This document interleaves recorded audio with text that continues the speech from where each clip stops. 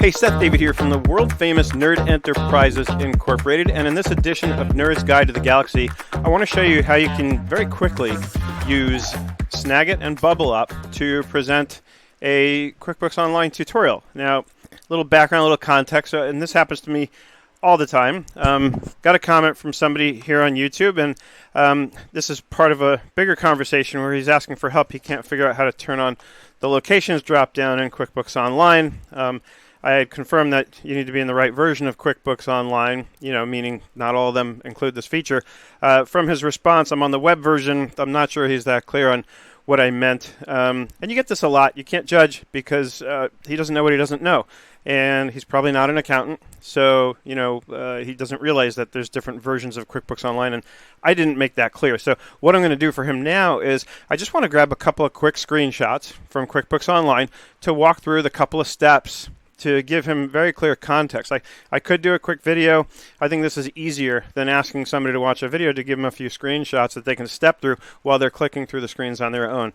I actually find this a lot. As much as I obviously love video, sometimes screenshots just do the job better in terms of giving somebody a quick few steps to walk through. So here's what we are going to do. So here's his comment. Here we are on YouTube. So what I want to do, and when I'm doing something like this, of course, I leave it open to where I'm going to reply just so I kind of don't lose my place. That's why I love my new Microsoft Edge tab groups. It makes this really easy because I just created a tab group specifically for this little workflow.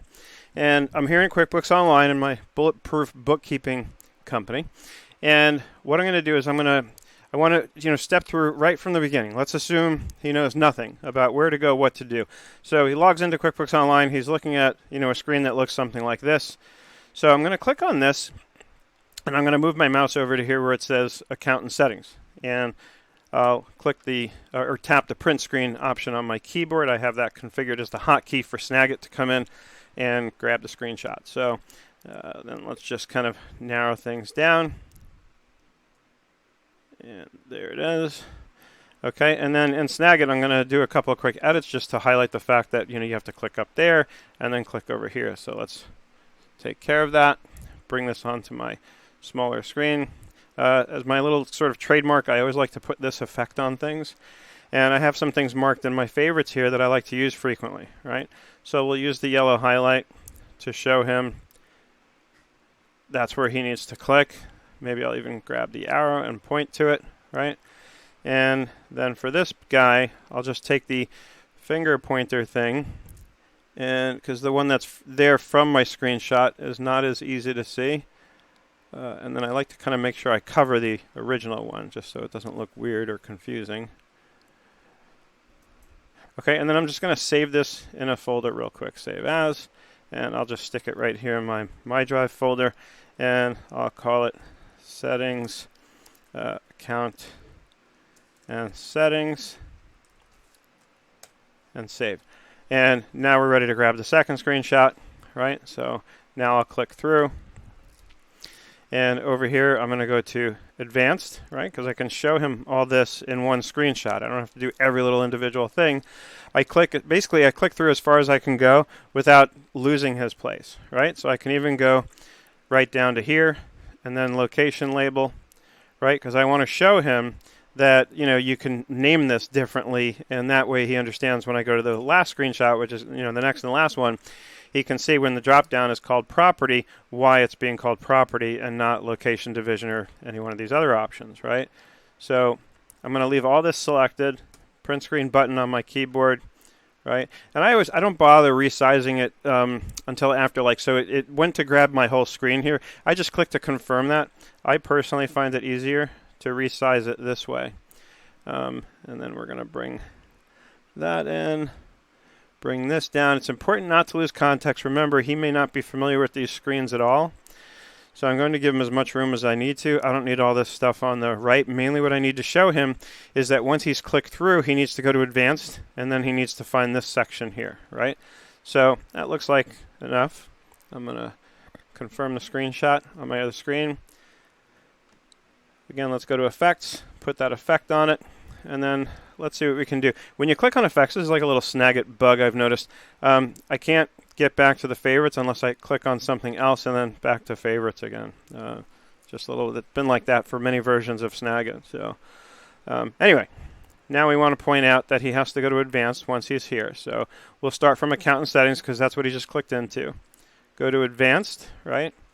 And then categories, we want to make sure he's clear. He has to find this section on categories. Then I'll just do a little circle, right?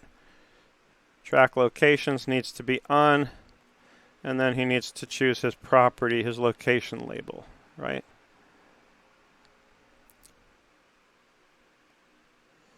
Move that over. Let me move this down. I don't want to block where it says location label.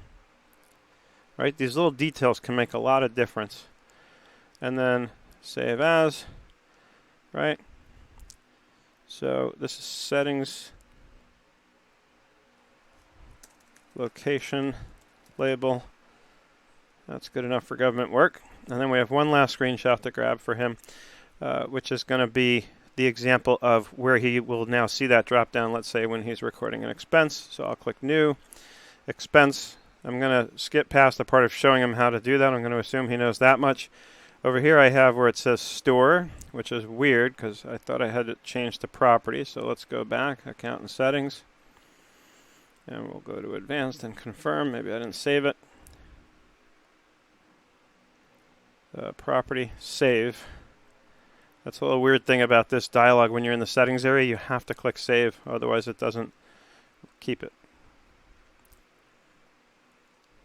Okay, and it still says store. I have no idea why.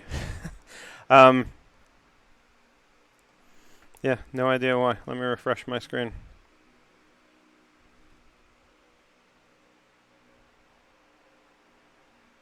Now it says property. Okay, so I needed to do a refresh on the screen. Normally you don't need to do that. But anyway, this is what I want to take a screenshot of, and I definitely needed it to be consistent with what was shown on the last screenshot. So that was something I absolutely had to fix, and since you might run into the same thing, I'm not going to bother editing it out of this recording.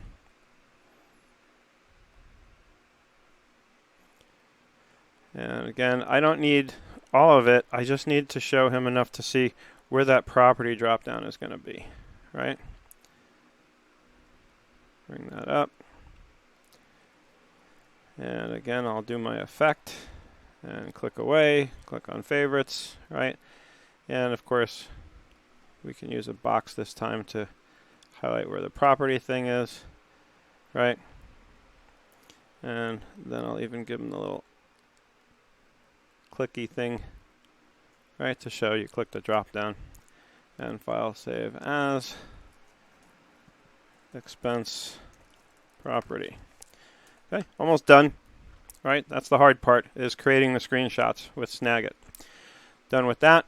And by the way, I have a whole course on how to produce content that teaches you in depth how to use Snagit, how to use all these different kind of effects, and it's pretty much everything you need to know how to create content. And you can do full-fledged, like as I like to call them, digital textbooks.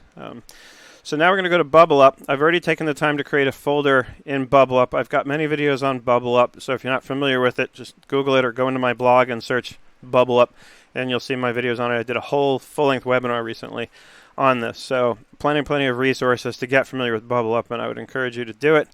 I'm going to go into my Windows folder on my drive where I saved those. And we're going to drag these in. So I've got, I want to do these in order, and you'll see why. So settings and account settings was first.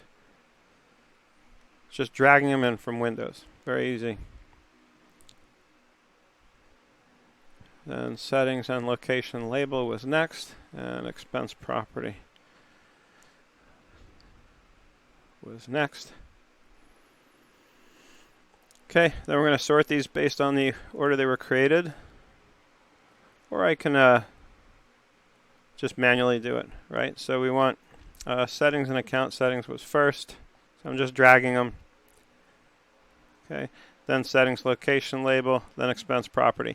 Now what we want to do is I'm going to right click here, and we're going to create what's called a role, which is Bublup's way of taking whatever content you've put in a folder like this and creating a nicely laid out web page. So you'll see, and this is fully customizable. Obviously, I'm not going to bother customizing it for this purpose. It names the title, it gives it a title based on the folder, right? I'm not going to bother with a subtitle here. But so it creates this nice looking little tutorial, how to turn on locations in QuickBooks Online. Okay, here it is, step 1, right? Step 2, step 3, right?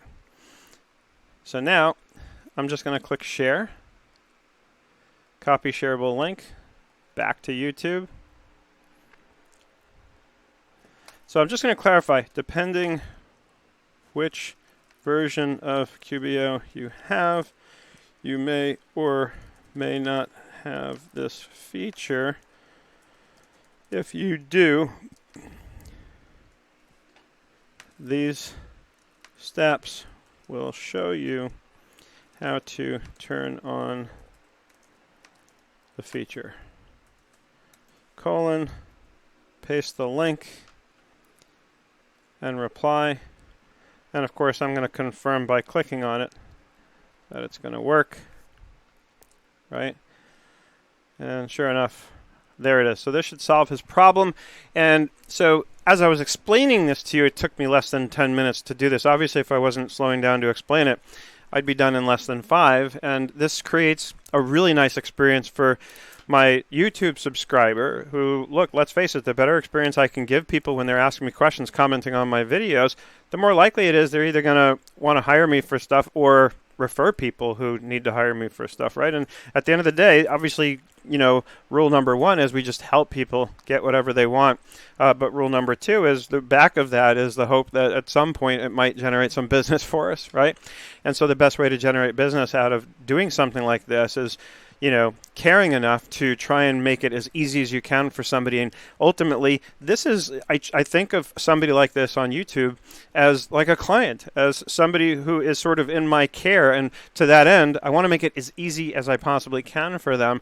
I don't want to be sort of lazy and annoyed by them. And, oh, God, fine, you know, here, right? That's not the attitude. The attitude, the way I'm arriving, the way I show up needs to be, let me go the extra 10 miles for you and make it so ridiculously easy and make it a point not to make you feel judged, right? Because that's the worst thing we can do to a person is make them feel shame. Shame is as I've learned it, it's the worst emotion you can make somebody feel. Last thing we want to do, even if their question seems obvious and how could you not know that? Doesn't matter. We never treat people that way, right? Bottom line is we get in and we use tools like these to make it ridiculously easy for them to be able to step through the options and see what's going on. And at the end of the day, I just need to get this guy either to the solution or to a point where he can arrive at the conclusion, oh, I don't have the right version of QuickBooks Online. If I want this feature, I need to upgrade. Now it's a question of whether or not it's worth spending the extra money to get access to this feature. That's my story, and I'm sticking to it, people. So this is how to create a very simple and quick tutorial using Snagit and Bublup, which just makes it really easy to organize and then share the tutorial